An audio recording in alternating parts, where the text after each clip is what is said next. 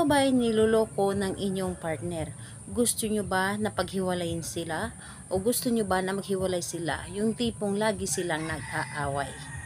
Hello mga guys, kumusta kayo? Panibagong araw, panibagong video na naman tayo. And sa araw na ito, ay isa na namang video ang aking ituturo sa inyo na simpleng gabay o simpleng pamamaraan na makakatulong sa atin. At bago ang lahat, gusto ko lang mag-disclaimer sa mga taong hindi naniniwala at hindi gusto ang mga kagaya nitong video. Please skip this video and maghanap kayo ng videos na gustong gusto nyo dahil ang video na ito ay para lamang ito sa mga taong naniniwala and gusto mag-try. Sa lahat po ng mga nagko-comment dito sa aking video, dito sa loob ng aking channel, mag-iingat sa lahat ng mga nagre-reply sa inyo na dinadala kayo sa kanilang WhatsApp and Imo app upang makaiwas po tayo sa scam. Ngayon po ituturo ko sa inyo paano sila paghiwalayin, paano sila pag-awayin, paano sila gawan ng paraan para hindi sila magkasundo. Yung tipong dating matamis nilang pagmamahalan ay papalit natin ngayon ang panlalamig o pag-aaway, panggagalaiti sa isa't isa. So, ito ay kailangan natin ng ating gagamitin sa paggawa ng ritual and dapat po ay handa ka sa paggawa nito and buo po ang inyong loob sa paggawa.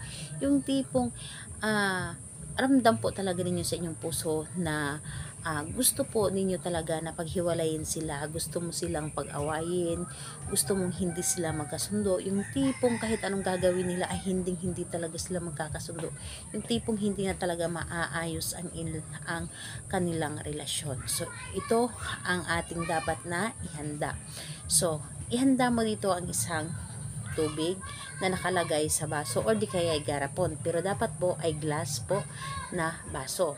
So glass po dapat at clear or garapon, clear po dapat.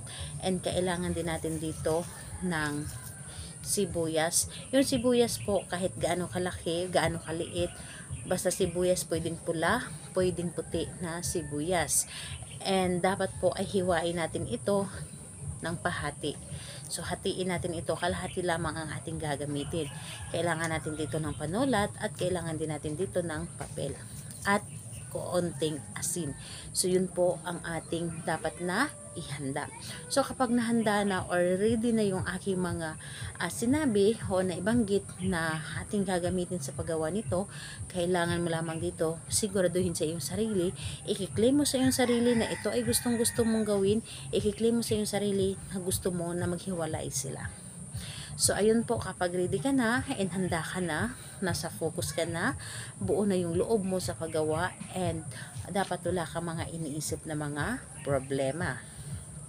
So ayun, kapag ready ka na is pwede mo na itong umpisahan. So ang gagawin mo lamang dito, so dito sa isang papel, so ayun po, dito sa isang papel maglagay ka lamang dito ng bilog.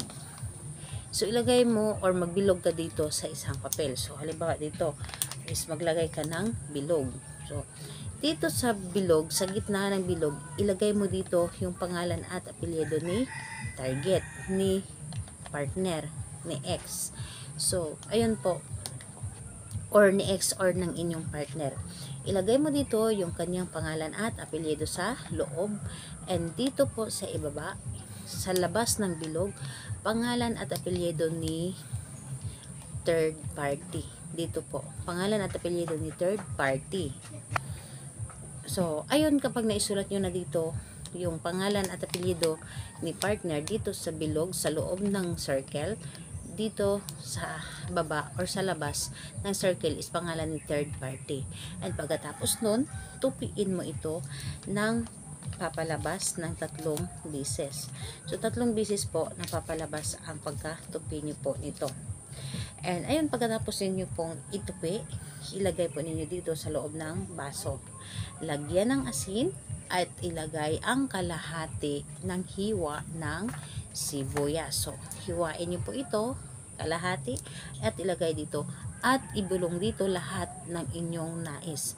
Halimbawa na lamang, banggitin mo dito yung pangalan at apelyido ni partner at ni third party. Sambitin mo dito, kayo ay hindi magkakasundo simula ngayon. Kayo ay laging mag-aaway, manggagalaiti kayo sa bawat isa, at hindi na kayo magkakaayos pa. Maghihiwalay kayo at hindi na kailanman magkakabati. So, kumbaga, isasabi mo dito lahat-lahat ng gusto mo para hindi na sila magkakabati at maghihiwalay na talaga sila. Sabihin mo dito kung ano man yung nais mo, ano man yung nasa puso mo, sundin mo, sabihin mo dito lahat-lahat. And pagkatapos nun, ang baso na ito na may laman ng inyong ritual, itago ninyo ito sa madilim na bahagi ng inyong kasulok-sulukan na inyong bahay, yung tipong hindi siya masisinagan ng kahit anumang sikat ng ilaw o araw. So, ayun po, pagkalipas po ng mga 1 linggo, ito ay inyong itatapon sa malalayong lugar or kahit sa gubat or kahit saan or sa damuhan, depende po sa inyo, or inyong ibaon ito. So, gawin lamang natin ito sa araw ng Tuesday and Friday. So, sa kahit sa anong oras pwede.